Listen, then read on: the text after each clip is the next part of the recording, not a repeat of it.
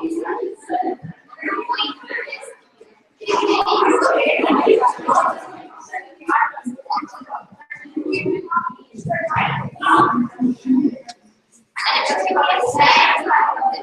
going to be in the first 5 rows in the center of your folks. So if you're not in the first 5 rows, please get there. Come on up to the back row. 1, 2, 3, 4, 5.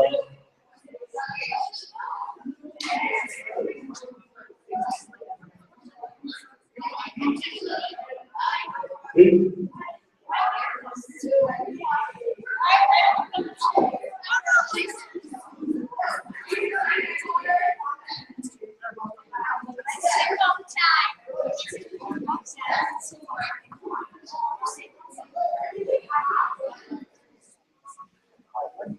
Hey, I'm sitting there like, look, get up.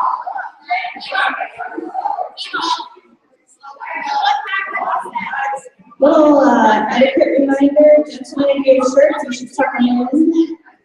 Girls, if you're wearing skirts or dresses, keep your legs crossed.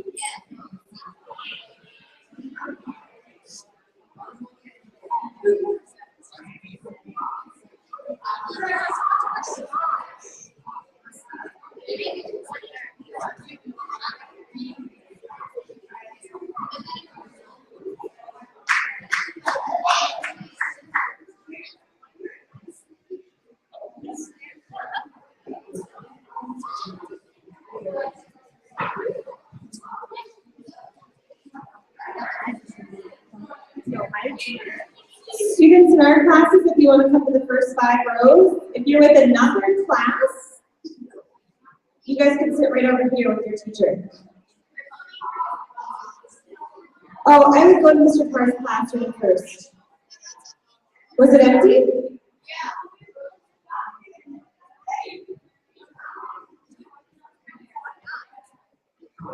Are you all Mr. Carr?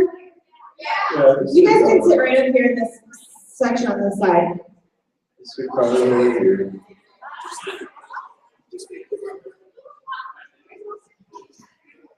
Move up a little bit. A little bit closer so our audience is First 5 there. rows. Perfect.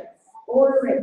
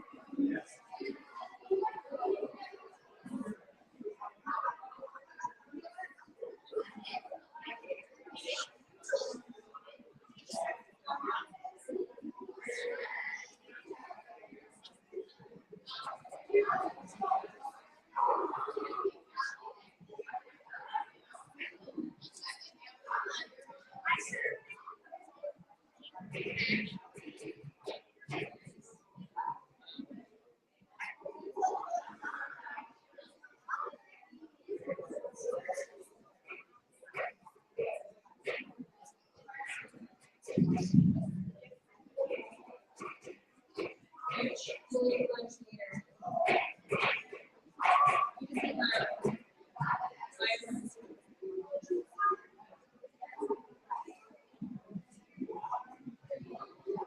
All right. Good afternoon or good morning, I guess. Welcome. My name is Eli Michelson. I'm one of the 7th grade language arts teachers here at Southfield. And I am Jenny Buckley, the other 7th grade language arts teacher. We'd like to thank, we have a few visitors today, and we know that there'll be visitors popping in and out throughout our presentation today. We will have time for some breaks because we're very dedicated to staying on our time schedule, and we don't have a particularly full class. So I think we'll have a little extra time. When we give you those 5-minute stretch breaks, please take a chance to turn around and see if there's somebody here that you know and that you invited to welcome them and to thank them for taking time out of their day to come and see you today. Presume if you've already been through a few of these, you've already seen some Apathy performances this year. Okay, a couple of people. We've had some other classes come, Mr. Cross, Mr. Carr, bringing that topic. So we kind of just have a little spiel that we go through here. You probably will hear it a couple times over, but just some reminders about being up here on stage. First of all, we've got this big spotlight here, so you can see that I'm in the light right now, but if I go kind of venturing over this way, you kind of might lose me a little bit. You can see me, but it's not ideal. So keep that in mind. We want you on this side of the stage in the light, and also make sure that you're not kind of blocking anybody in your group. On this side, you can't really see me if this bug is in front of me. So think about that. Also, you will have one microphone up here that you'll pass back between your group members. Make sure that as you're doing that, that you keep your mouth close to the microphone so that we can hear you. And make sure that you're trying to be clear and enunciate what you're saying so you're not muffled and we can understand you clearly. If you notice Mr. Michelson or I doing this, that means that you need to move the microphone closer to your mouth because we can't hear or understand you. Also think about your presentation. We've talked about eye contact. A really good trick we found is kind of plant your feet towards the back. There's like a sound system right there. Kind of angle your feet towards that sound system, and you're going to be making eye contact with the majority of your audience. It might be tempting to look at your slides, but when you do this, you're turning away from your audience, making it harder for them to engage with you. So making sure that if you have to look at your slideshow, take a peek and then turn back to your audience when you talk. We're looking for eye contact, so if you have note cards that you're following along with today, it's okay to use them as a backup, but really try to remember to look up at your audience. We also ask that you consider your stance. We should see purposeful movement. It is kind of scary, we know, but try not to do a lot of wiggling around and moving. We've had some kids who look like they have ants and everything up here. Try to kind of have purposeful movement, and then also your verbal fillers.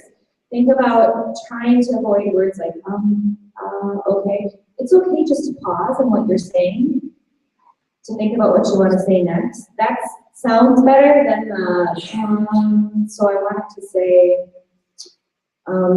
so just pause if you need to think, and you don't need to fill the airspace.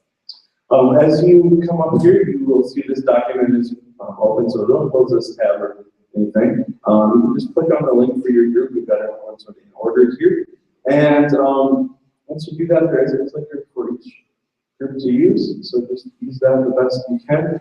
You may have to shuffle this back and forth between each other, but do that the best you can, and if you click on anything during your presentation, this works just like any other computer work. So keep that in mind. Also, let's keep in mind how we are doing out there in the audience. If you're not looking at me right now, you need to think about that. Yeah, one of the things is it's not entirely dark out there, so the people on stage can see you when you're talking to someone else. You've got your device open if you're studying in class. And for many students, it's distracting and they get flustered when they notice one of their colleagues out in the audience kind of trying to do something. They start to worry about themselves and they sometimes lose their place. So we're going to ask that if you have a device, if you have a note card, if you have anything with you right now, that you place it on the floor under your chairs. Really important that you give the people on the stage your full attention, that you're listening and respectful to them, because at some point you're going to be up on the stage and you're going to want the same thing. Keep in mind that as we are finishing up your performance, we will probably ask you a question or two, so stay up on stage and just be prepared for any questions we might have that just want to know more about what you said or you think would be really need to know in order to really effectively great music. We're really excited to see what you have. We've seen some very, very good presentations so far. You have a lot to be proud of. So when you're up here, do your best to speak confidently and loud and be excited about the work that you've done. We're here to support you and to see kind of what amazing things you've done. There's people coming in to see. So take pride in the work you've done. Our motto this year has been show pride, show class. Let's try that again. Show pride, show class. You represent Uganda. We couldn't be prouder. So with that, let's get going. Our first three groups, we're going to start with Fahat and Malachi, Max, GC and Andrew, and Jojo, Parker, and Evo. Do we have Fahat and Malachi? Come on up.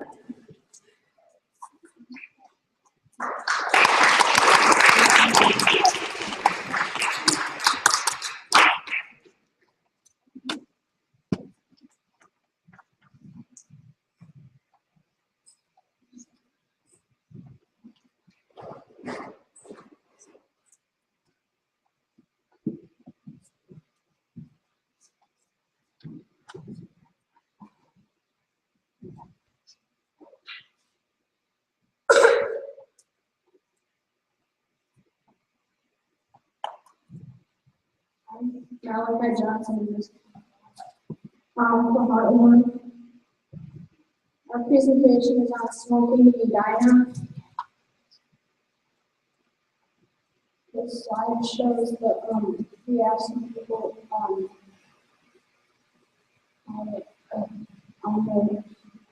if littering cigarette butts bothered them. The right represents no, and the green represents yes.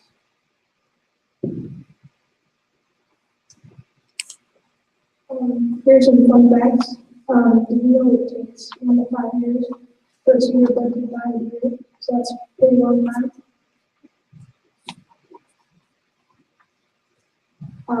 We came up with a solution. The consequences of littering a cigarette butt would be that you get a ticket for it.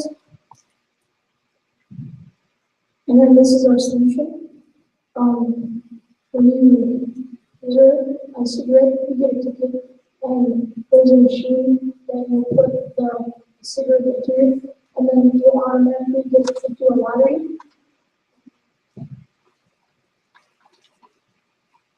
If you put it in the thing, get entered into a lottery,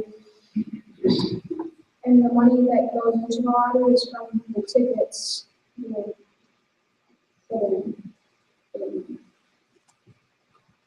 That's it.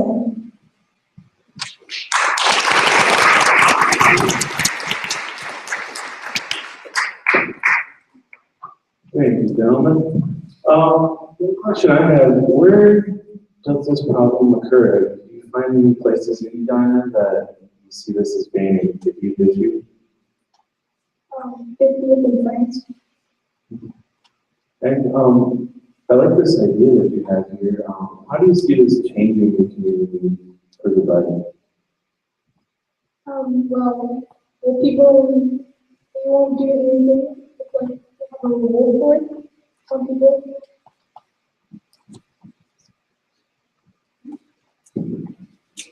People will do stuff if there's a reward for those things most of the time.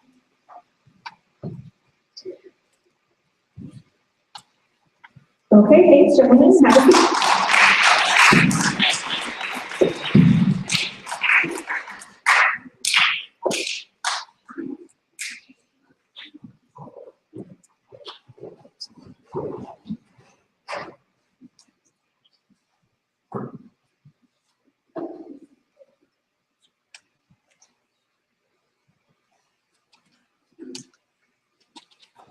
Because you pull that up, I think I forgot to mention, sometimes when you press play on a Powtoon or whatever, you'll get a white box at the top that says, you know, you're in full screen mode, allow or don't allow. You need to make sure you click the allow button, otherwise that white box won't go away throughout the presentation. So it kind of sometimes has been covering up students' words.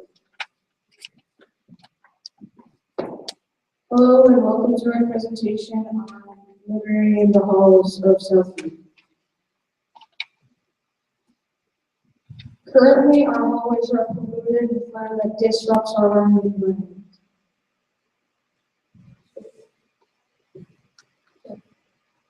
Our goal is to reduce the amount of trash in Southview's hallways. Our hypothesis is that most of the trash left behind can easily be thrown away. We had a survey that showed that 70.4% of the trash, or 74% of the students in the hall have left trash in the hallways, and this seems to be a big problem since if 70% of 1,000 kids at Southview are leaving trash, it can be a lot of trash. 70.4% of the kids we asked admit to leaving trash in the halls. The amount of kids littering in Southview should not be this high. And most of the kids that we asked, when we asked the question, are there enough trash bins in the hallways? 3 out of the 4 of them said that there were not enough trash bins in the hallways. These surveys prove that we need more trash cans in the hallways and that students aren't properly disposing their trash.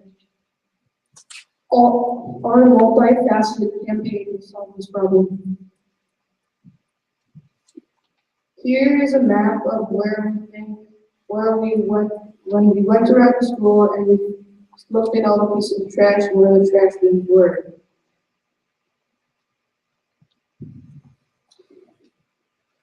The ones in green are where we think trash cans could be.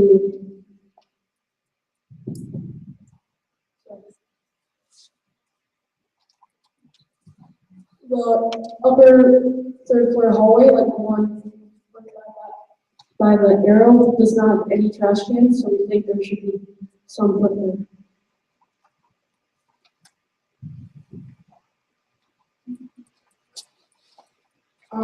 This is the 2nd floor, and as you can see, there's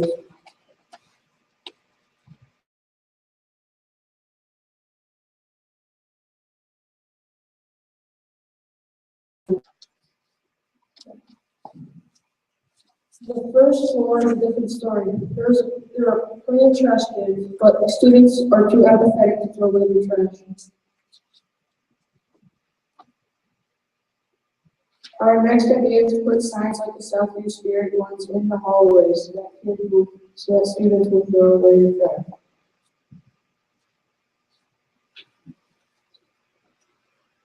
Signs like those have the ability to influence student behavior. This sign has the potential to raise awareness about the effects of trash and influence students to pick up trash. Our final idea is to have little trash bins in our lockers so that students, instead of putting trash in the halls, will put the bin in their locker, and then when the bin gets full, they can put the trash bin in the. We will be selling these in the school store in the 2015 and 2016 year. Finally, our conclusion is that Southview needs to improve the conditions of the hallways by picking up trash and raising awareness about the effects that trash has. Thank you, and please keep your part in helping keeping Southview's halls clean.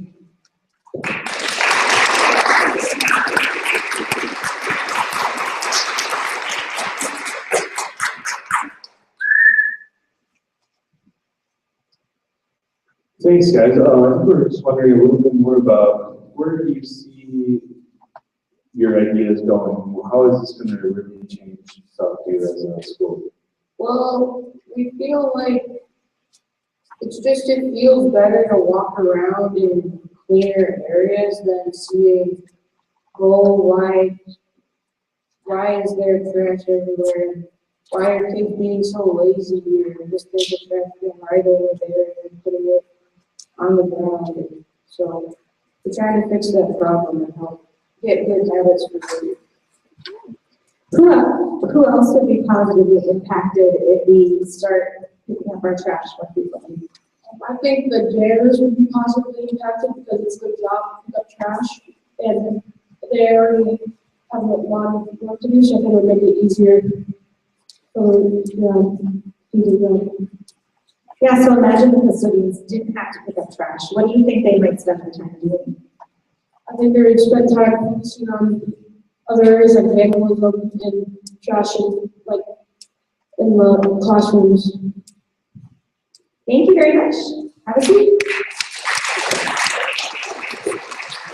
So, Uniform Collector George will come up next. And we'll give you a update in just a second on who's going to come up after that.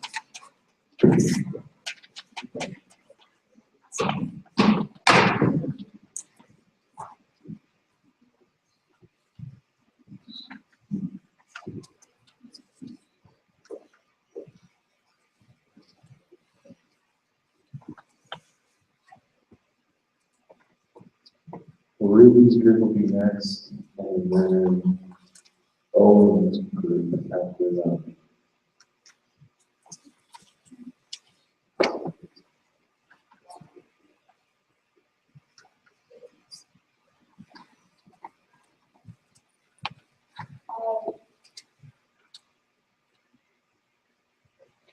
This is the empty project we're doing hot and cold rooms at Southview. We think it's a very big problem.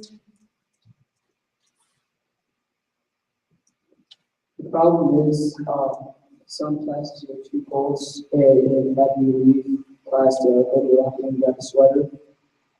And some classes are too hot, maybe sweat or stuff. We did a survey if people have realized the odd temperatures in Southview, and 93% said yes, and 12% said no, which is obviously making it a problem. We also asked who they think is responsible for these weird temperatures, and most of the kids said janitors, like 28%, and then some other answers were students, teachers, the building structure, and then nature. We videotaped some of our interviews with students, and we'd like to show you.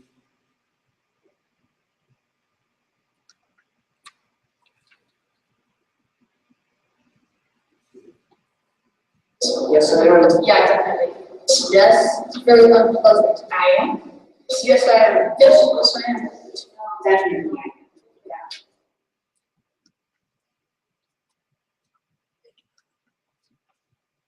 This is the janitor. I think it's just kind of a school-wide thing. The fact that this building is very old. It's actually one of the oldest buildings in the entire school district. But say the teachers and the students.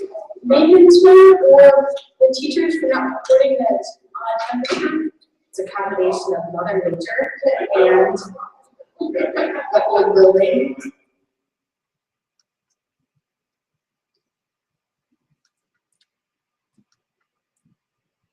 I think it should be more consistent with the seasons. Like obviously in winter it should be warmer and in summer it should be cooler or spring. Oh, well, I can figure out who's responsible for it and maybe get some others and maybe start a petition and talk to people. Well, there is a referendum potentially coming up here in May being put out to the community to raise some funds. And as part of that is facility upgrades. The students should ask the teacher to turn the temperature upward. Yeah, I want to change it, and I think we can just turn up the heat. Thank you.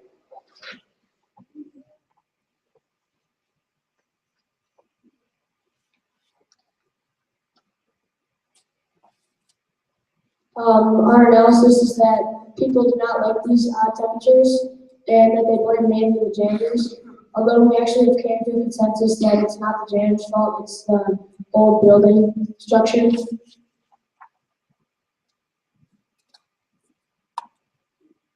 Our campaign is to sell buttons. We also have business cards, and we're also selling water bottles. And, they will be sold at our school store meetings here. Our hypothesis is that if we could change the temperature problem, it would be easier for people to learn and be focused and not need the class to like miss out on important lessons.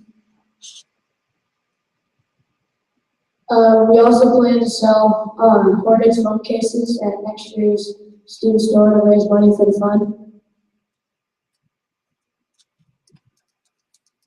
We made a world that has a system about our problem.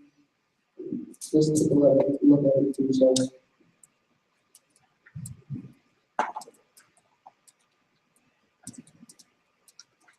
Thank you. We would like to thank all the people that helped us with our project, and thank you for listening to us.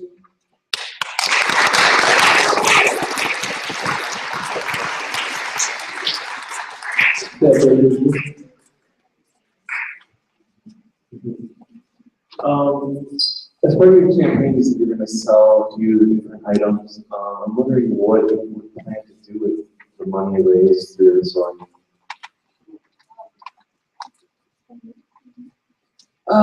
Tim and Joe said that like there's gonna be some facility upgrades like in the summer. They're gonna like try to raise money for it and like to help a little bit with that. I'm wondering, you mentioned Dr. Cook's interview, which I thought she had some great things to say. And you just mentioned the referendum. If this is important, what do you think you as students or we as a community at Southview could do to support this referendum so we could help solve this problem? Well, we're gonna raise money to help fix these problems, and other people could too. We can even maybe use some of the money from the store that's coming up and use that money, like not half, but like a little bit of it to help out with that. Okay, thank you very much, gentlemen.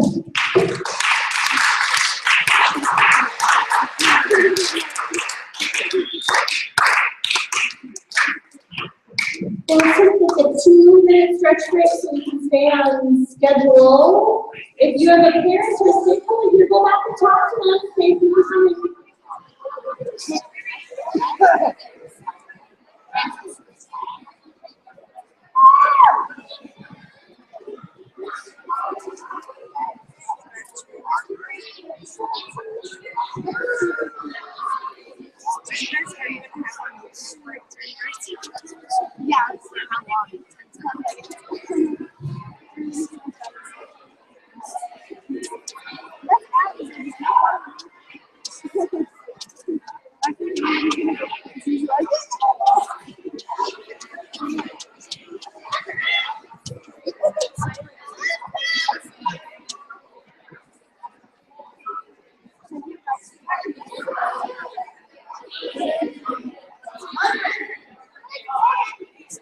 I'm bothering you.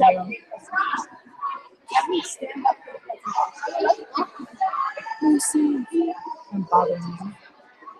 What you doing?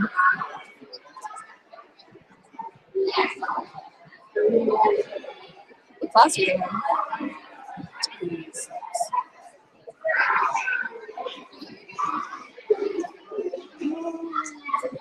Yeah, we have to sit with the 8th grade or something.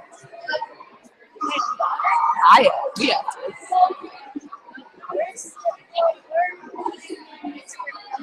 Yeah, you guys are lucky. Mr. Carr is forcing us to eat with the 8th grade so much.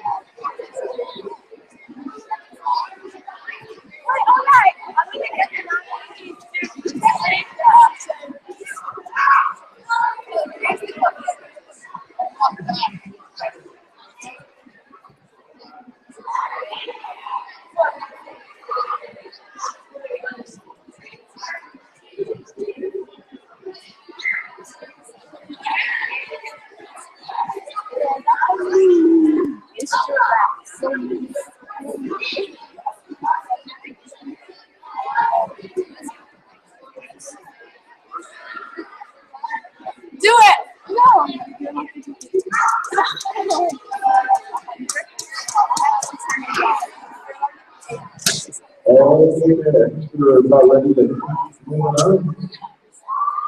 We'll go back to seat. Ruby's group is up next.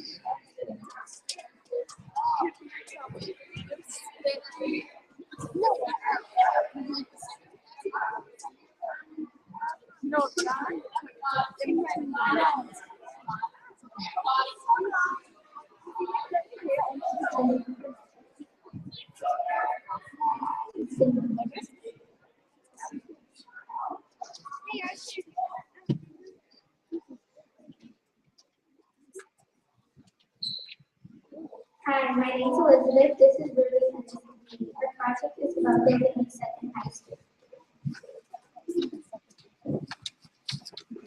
We had a second high school. It was opened in 1971, and the high school was called Edina East. But unfortunately, it lasted 10 years, and the high school closed in 1981. The problem is that soon, the high school will be adding the years in 2017, and what we were thinking is that, well, we're going to get crowded soon, and how we're going to get like a lot of the money to build more classes.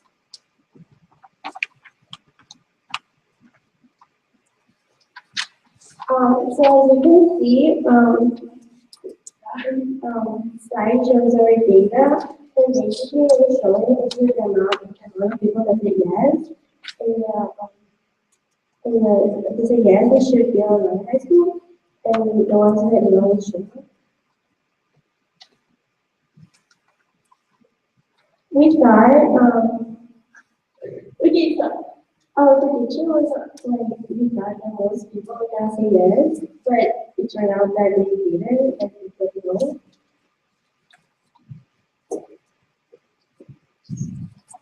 We wanted the word to go out and telling our target audience that building a second school is better, so we decided to make t-shirts, water bottles, but also along with hats.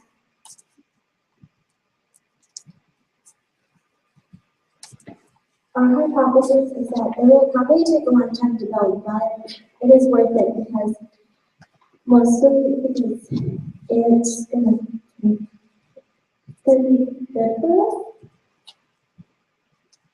And for the people who live far away, we could like try to build a second high school more close by. Here's some by something. Okay, so for all the students, we also asked like more people about it, and the people like what the Facebook is thing, and we get like more resources, and other people like that it would be better for the students because we can have our lectures in one classroom, we can have some of it, and it would be better for like students to understand that, and the teachers to explain it.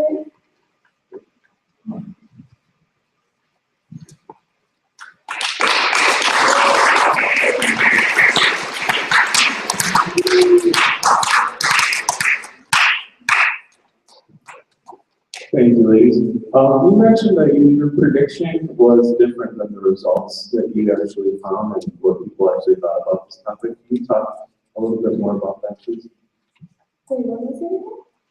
Talk about how your prediction was different than what you actually found out. Well, our prediction is just like trying to see if this idea was to be like to do it.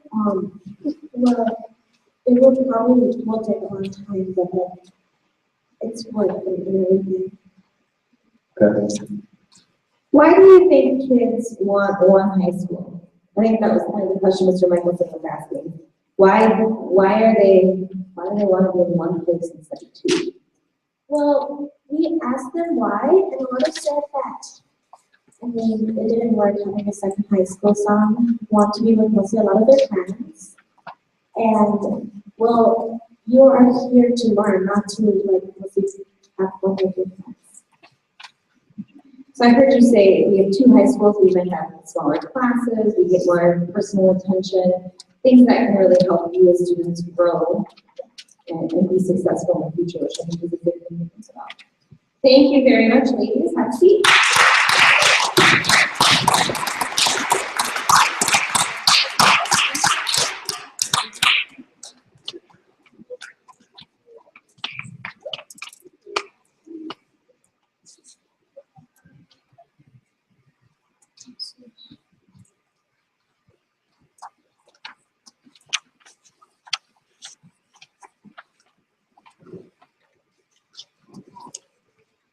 Hello, my name is Matthew. My name is Owen.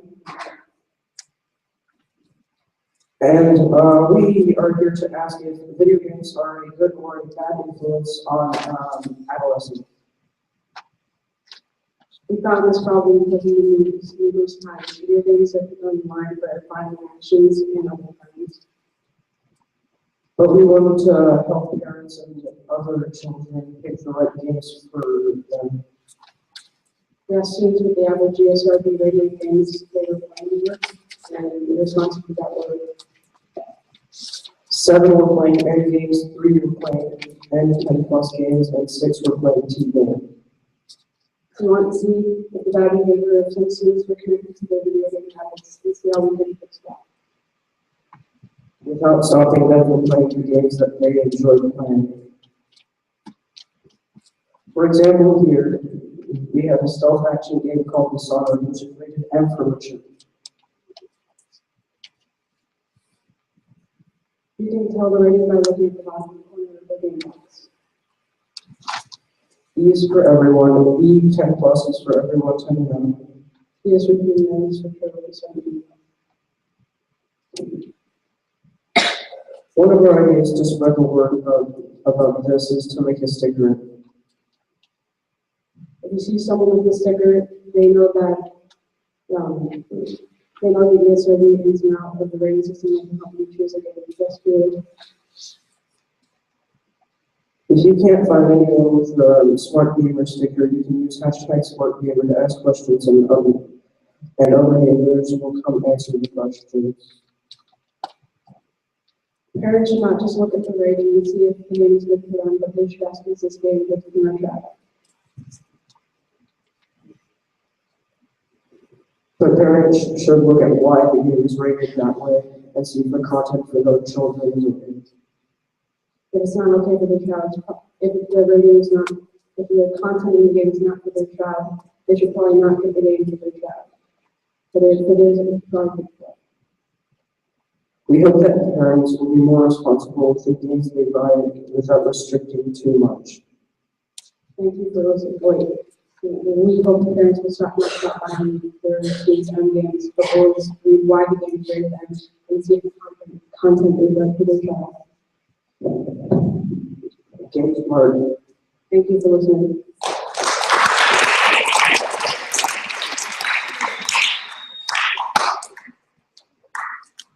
Thank you, guys. It seems like you want to really educate parents about games. And I saw that you were going to use Tumblr to maybe do that. Are there any other ways that you could reach parents to educate them about this topic? In stores, they could probably make a rating, a little rating that shows what the rating means about the game. So it's just a little bit more obvious. Okay. The hashtag Smart Gamer, is that something that you created or is that something that already exists? we created that with the captions on. Okay, so the idea is if I like to play Zelda, I could go on and type in my thoughts and then I could look to see what questions people are posting. Well, we kind of want to see if somebody isn't too sure if it's like an end game, but they're not too sure why it's rated that way. They can ask that question on social media, and other people could help them find out why the game is rated that way. Have you ever played Zelda? Yes. What rating is that? That would be an E10 plus. Oh, okay. Thank you very much.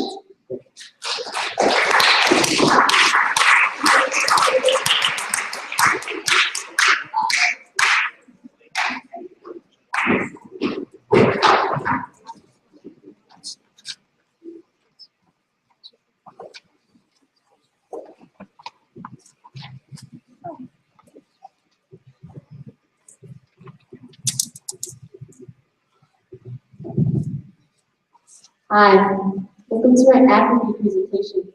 My name is Lindsay, this is Kara, Lucy.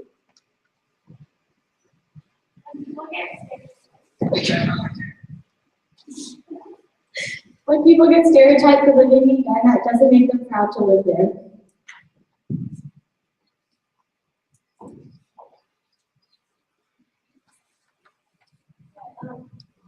Many people we asked said that they have been called these names just for saying they live in Edina, such as a cake eater, rich, snob, spoiled, stuck up, or a brat.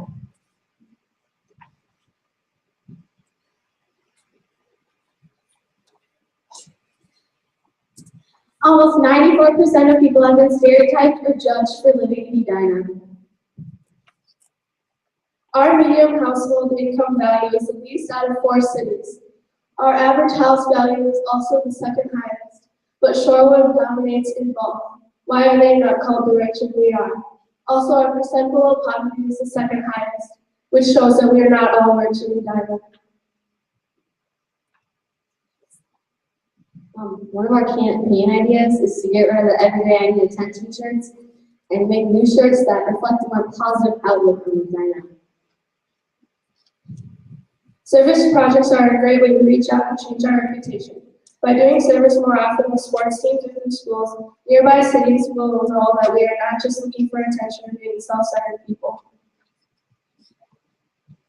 To spread news about doing service projects or communities involved, tweet or post using the hashtag #DinaNice to show others that we care about others and not ourselves. If everyone does it, people will start thinking different. Our hypothesis is that from these campaign ideas, people will think of Edina as a nice city and not bratty. Let's make a difference. Edina is a nice, caring city.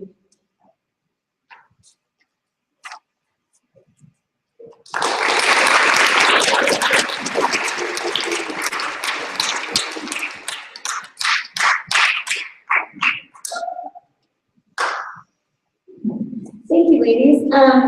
One quick question I have is, how many people did you survey, and was that just like at school or in the community? We surveyed about 40 to 50 people. Okay, all at school? Yes. Okay. Did you do any open-ended interviews with students? Yeah, we asked some people how they feel, and most of the responses we got is they didn't feel proud to be a citizen. So one thing you said was getting rid of the everyday I need attention shirts. And I guess that was going to be my question. I've seen shirts that have like the Betty Crocker cake box on them, and it says cake eaters, and we have the everyday I need attention. So I've seen a lot of things like kind of embrace this as something that makes us unique. So how do we combat that?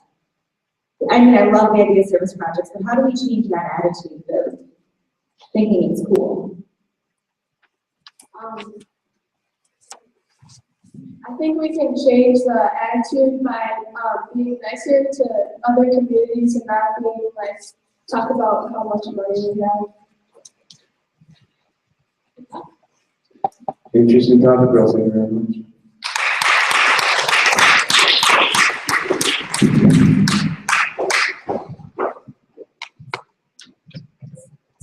Looks like we have a little bit of time built in here. So again, we're going to give you a little bit of a stretch break. Let's do. Just a reminder to just stretch out, don't run around, stay away from the stage.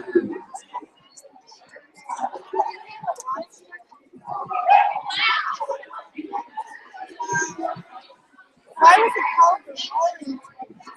Because there was a lot of entertainment stuff, and the content was trying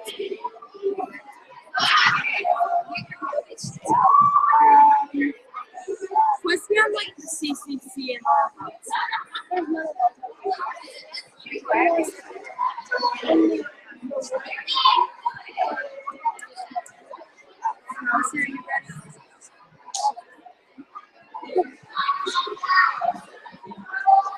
Did you study?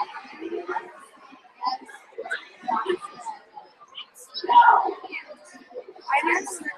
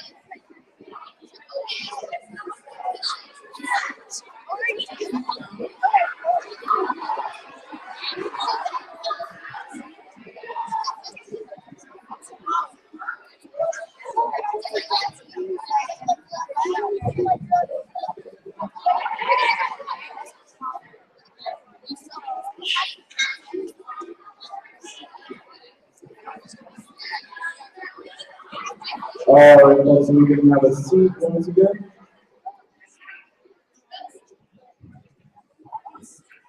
And we'll get started with, we have 3 more groups here this afternoon, or this morning, I guess. And afterwards, we will do a little debriefing before we send you the lunch service. That in mind.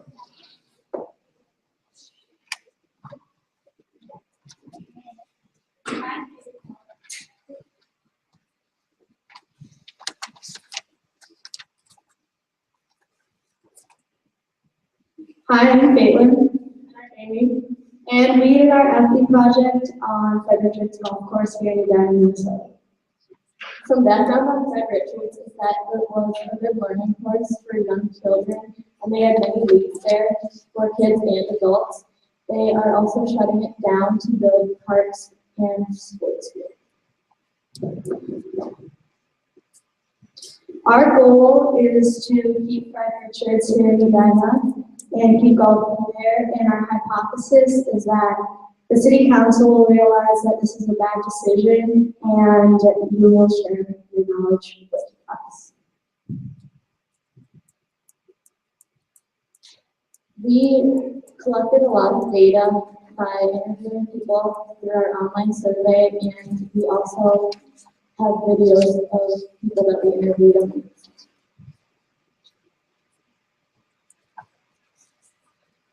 Fred Richards Chicago. Are your feelings on Cartonian's closing? It was a shame. I think it's a real bummer because it was one of my favorite places to golf that's nearby because it was really good because we didn't have like the pressure like you do at Brightmont from the people behind you. I don't think that should be a problem. Too bad. It's not good for the community. Lots of people want there to go. Bad because I enjoyed the pad very much. But pretty tough because I'll try to get there and I almost got my name on one of the flags for the whole ones. And my friend got almost there, but now you can just got one more. And now like it's just meeting place with young peers, like my neighbors, go play golf and now it's shut down for good.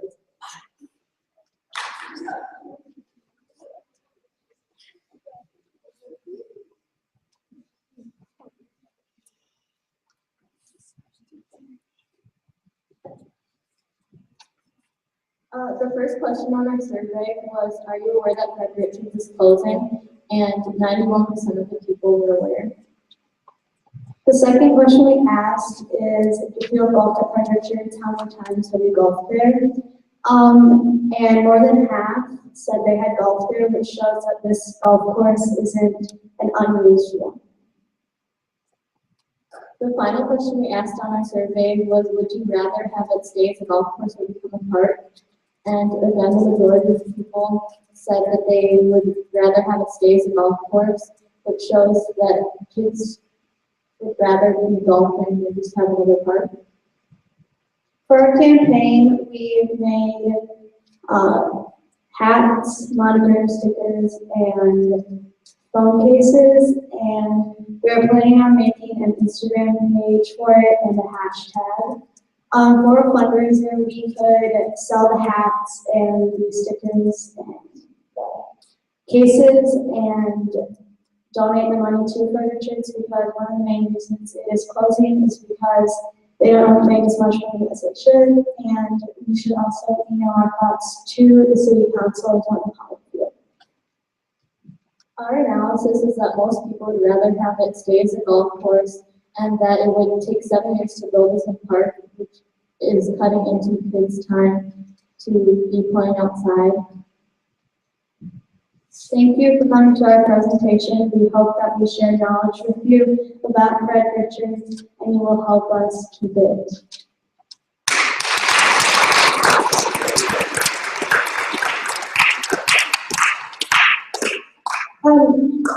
I'm a living Edina, so your presentation has been my first introduction to Fred Richards, but I'm curious, is this a done deal, or is there an opportunity for people to take action and to make a change? Did you contact anybody in the city to find out about that? I think that the city council has said that they are going to close it down, but I've heard that they may open it up for like the summer, or we can still maybe save it. Okay, yeah, that was Mr. Magnuson's question. My other question was, have you seen the plans for the park that would go in? Do you know what that would include? They haven't made the official plans yet, but they're proposing to make something similar to Centennial Lakes, kind of like a walking park, and then also potentially sports fields. Okay, you guys have a lot of that already. Okay, you know, it seems like it's a topic that you're passionate about, and if there's a chance to make a difference, this is a real opportunity for you and your classmates to step up and do something. I think your idea of an email campaign or writing letters is a really good one. So, nice done, nicely done.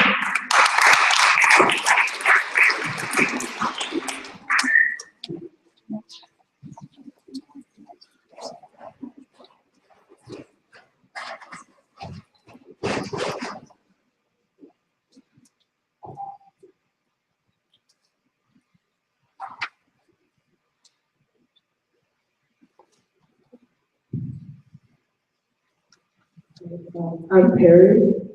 I'm Miles. Cool. Our apathy project is about people not throwing away their paper towels in the Southview bathrooms. We interviewed kids at the school, and 38 of the students said it was a problem, and 8 of them said it wasn't. Out of those people, around 29 of them so that they have done this before, and around 14 of them so that they haven't. To get the word out, we have made the idea of making 4 social media sites with the hashtag throw them away. This is the outcome that usually happens. We see friends and people slip in the hall and walk around it. Some of our ideas could be a basketball hoop, trash can right below the paper towel dispenser, or your trash can, and your surprises.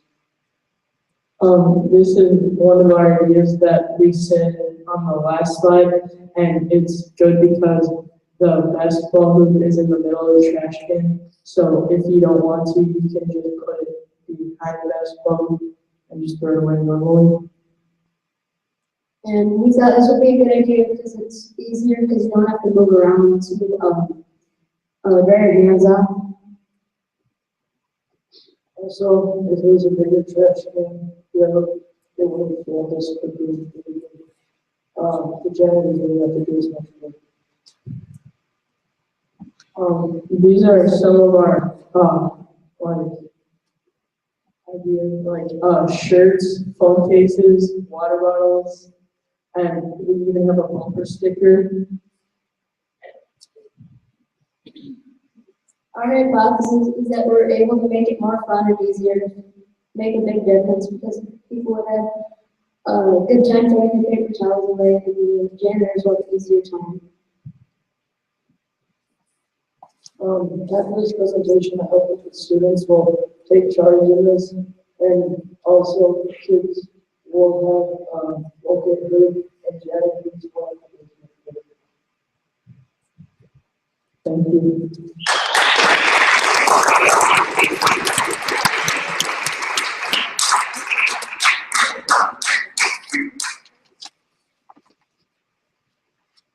Thanks, guys.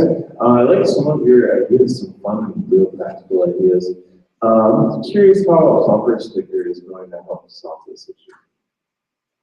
Well, a bumper sticker is just like to help raise awareness, because it's not just a problem here, it could be a problem in other places too.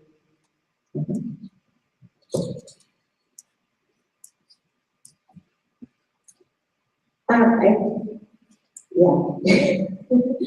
don't have a lot to say. I did hear you say some really good things. One thing being the size of our trash cans, and I think Cole, you said they wouldn't fill up so quickly, which I thought was a good observation. Did you collect any data? I know you surveyed some kids, but did you collect any data about the amount of waste or trash that's being left behind on a daily basis, or interview custodians? We didn't see like how much it was or like, yeah, like, because the janitors, they said that was a big problem, so that's what we got. Okay, thank you very much.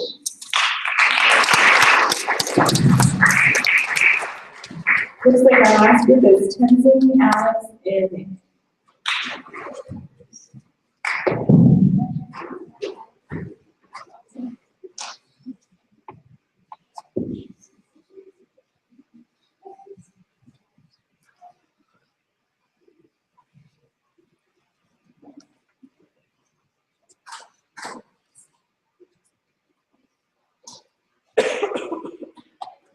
Hi, my name is Alex Watts.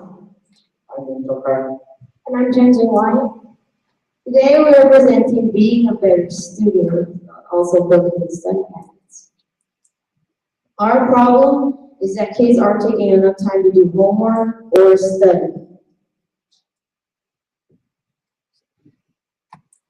Our first question we asked was, do you find it harder to learn class when you don't have homework notes done? 25 said yes, and 5 said no. Our second question we asked was, do you get a lower test grade when you don't do the homework or study?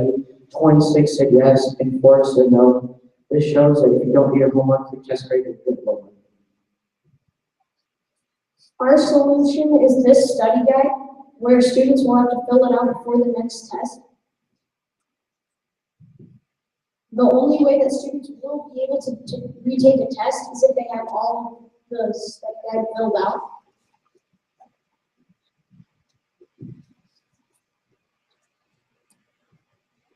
I hope you make the right choice and invest in your learning. Thank you for listening.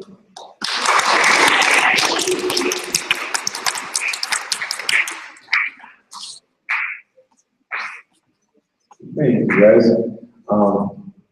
I like that solution. I think that's a really good chart. How are we gonna let students know about that tool? How are we gonna advertise or get the word out that this could be a solution?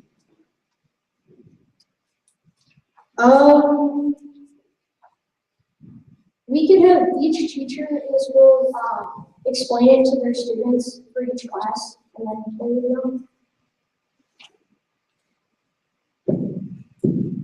I'm curious, in your survey, you surveyed 30 kids, and I'm assuming you talked to kids too.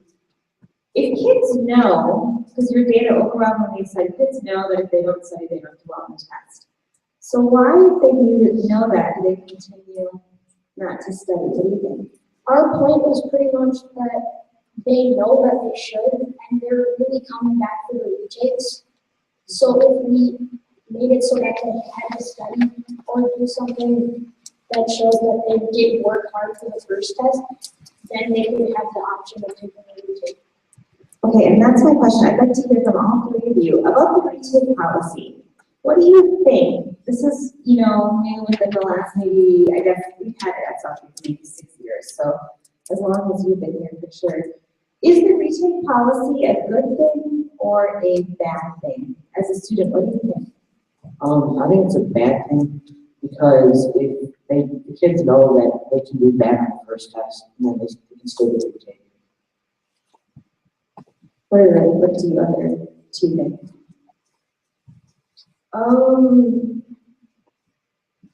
I'd say the study home is a good thing just because it encourages study habits and you do it on tests. I think it's a bit of both because it does allow you to take a retake if you had a bad day or didn't get something right, but it's also bad because there are probably a lot of kids who just want the first test and then come back for the retake and study for that one. Excellent, thanks guys. Have a seat.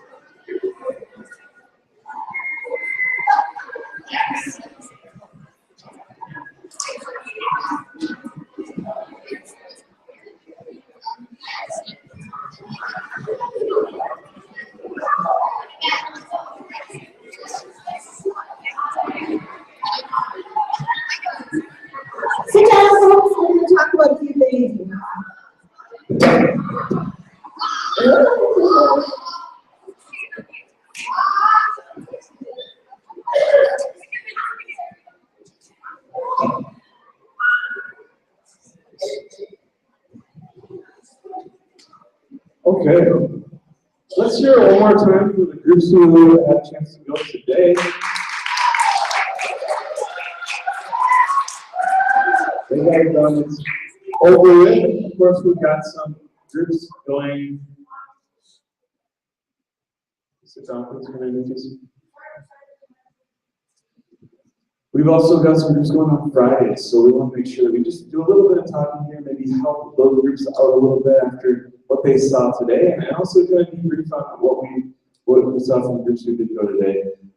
We do these projects as part of not just 7th grade, but these are life skills that you're going to want to have with you in high school, in college, when you get into the professional world and have a job. It's really a good idea to know how to communicate things effectively in a project like this or a performance like this. And also to learn how to work together. A huge part of this is working as a group. We saw a lot of good work from these groups today. It was evident in just the way that they carried themselves up here on stage and what they had to say. So we're just wondering, I guess, what were some of the good things you saw specifically? What were some good aspects of these projects today? Just some good campaign ideas. What else?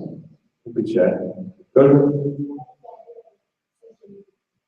So using social media to get some ideas out. I think that's definitely a 21st century kind of mindset that you need to be in this day and age. Cameron?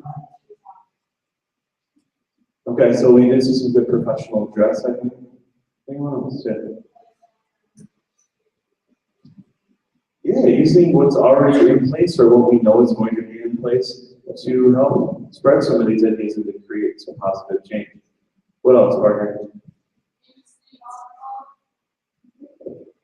Yeah, I think in City Hall, we actually had someone from City Hall this morning here, and I hope you're returning this afternoon for another presentation. You have a voice. You are all at an age where you are becoming independent and you are figuring out your place, not only in our community at Southview, but in our greater neighborhood. And you're also at an age where you can start learning about what it means to be a citizen. And when there are things that you feel strongly about, and there were a few things I heard today, don't underestimate the power of a well-written letter, email, if it's done respectfully and civilly. Whatever we do and whatever we're teaching you, it's about this character piece too. Who are you on the inside? We've talked a lot about showing pride in class because you represent Diana. You can do that. You'd be surprised at what weight your voice would have. Miles and the gentleman next to him, not Miles. Mason, enough. You're not being very respectful right now, guys. Don't underestimate the power that you have as a young individual in our community to make a change. Miles, what are you saying?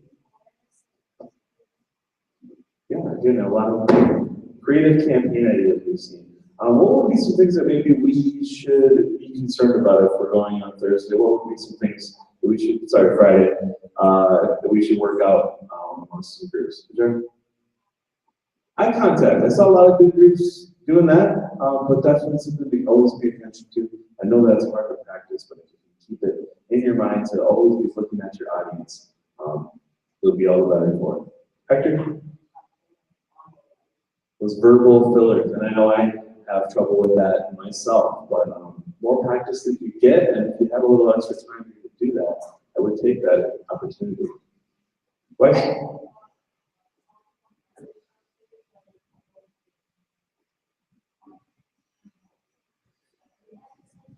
So really talking clearly and with some energy and confidence. I was going to say that, I will say that the second day of grading for Mr. Michelson and I, we are a little bit more picky because you've had extra time to prepare and you had the advantage of seeing other students go first. So we are definitely more critical on things like eye contact, energy, verbal filler stance, being prepared, the information that you have available. I'm looking much more critically at that because you had an advantage over your classmates who went today. Yeah.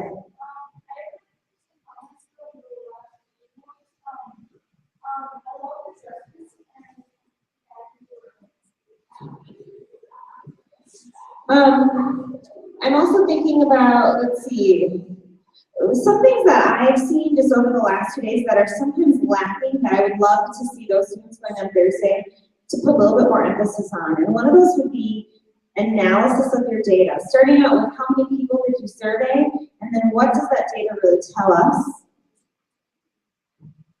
as well as an analysis of how your campaign is really going to motivate people to change their behavior. I really have a hard time believing that a poster is going to change anyone's behavior unless you do a really good job marketing it. So we want to hear a little bit more about your plan to market it and how that's really going to make an impact. Question back there?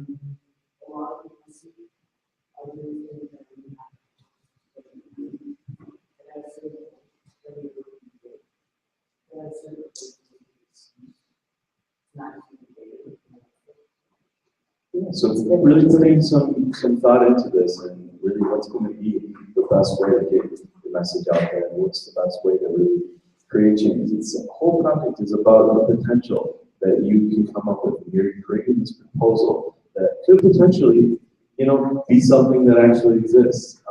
So that's why we invite those people in here. That's why we're trying to spread, the word about the Apathy Project so that we can use some of these ideas in a real sense. I think I heard a challenge just thrown down by Joey, which was basically, don't take the easy way out. Challenge yourself to find a more interesting and guaranteed way to create change. Basically, he said, you're taking the easy way out of your state, you're just going to create awareness. Creating awareness probably isn't enough.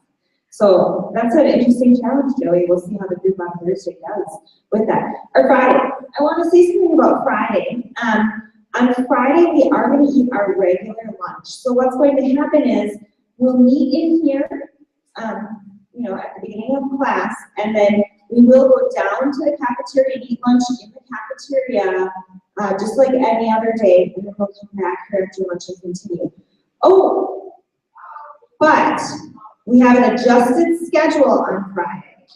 Okay, so what I'm going to need to do is take a look at that schedule, and you know what? Mr. Michelson and I will just put on Moodle what the time slots are. So like if you were scheduled 10:45 to 11:10, we'll put your new time slot up on Moodle, just on the, today's date. You can look and see what those new time slots will be because we have the assembly at the end of the day on Friday. Yes, ma'am. Because we have an assembly on Friday for Winterfest. Springfest, really. Yeah, so here's the deal for lunch today. It's not quite time. The cafeteria is not ready for you yet. And there is not room for you to eat in the cafeteria. So we're going to go back to our respective rooms, Mr. Michelson or my room. And Mr. Carr, I think your kiddos are going to stay here for a minute. And then we will dismiss you to go down to the cafeteria if you need to buy lunch. Otherwise, if you have your lunch when you get back to our rooms, you can start eating. A few things we want to make sure that we aren't apathetic as we leave the theater. So look around. If you have note cards, anything that you don't need anymore to throw away, there's a trash right out the back by Mr. Carr. Go to your language arts classroom.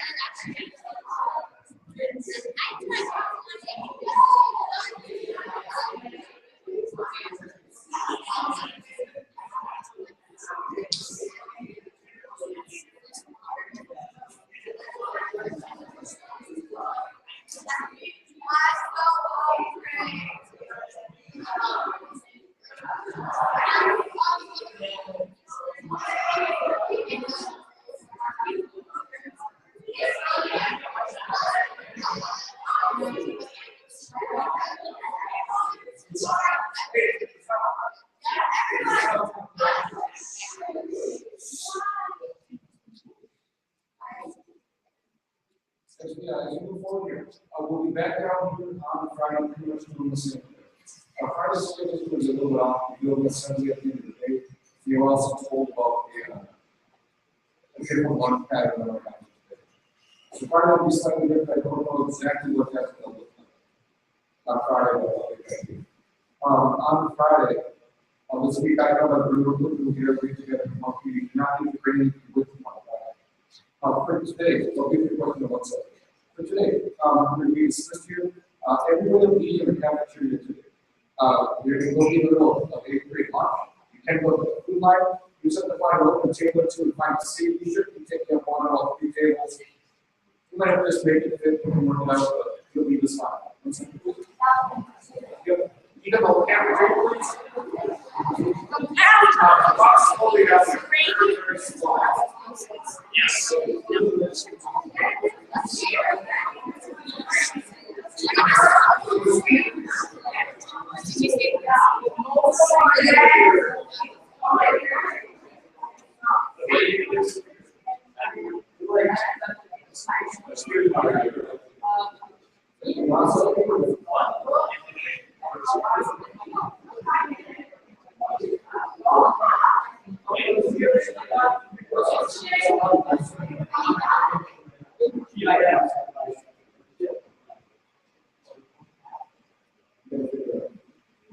Today, for the most part, was what people was in last house. That's my opinion. On Friday, it's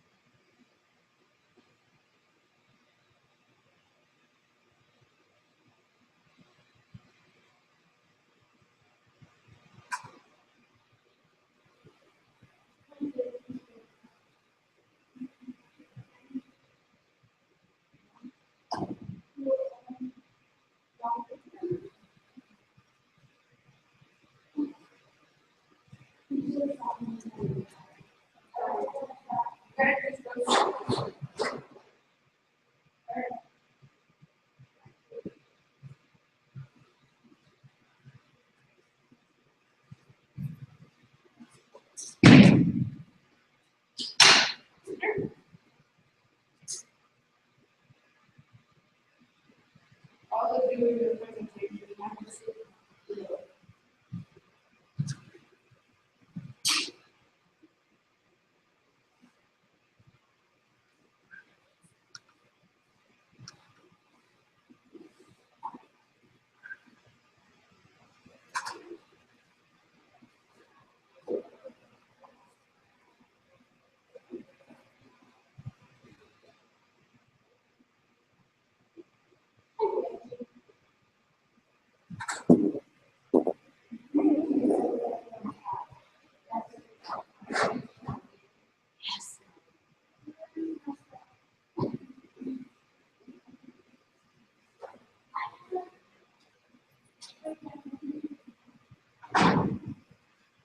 You see?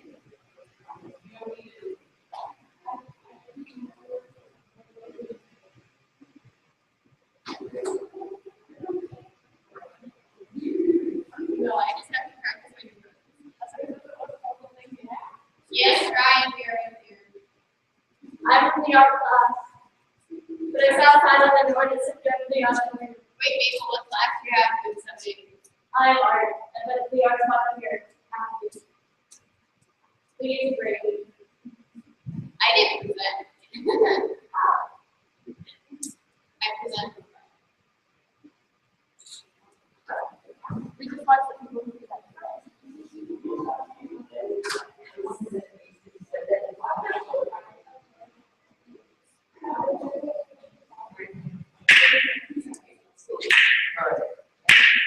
What? Please say no.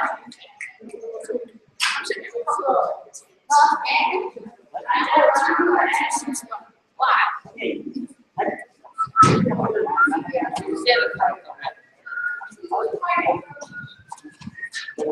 a minute, I'll be right back. I think make sure that.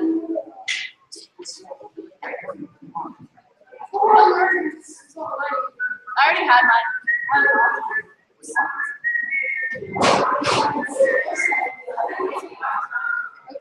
So wait a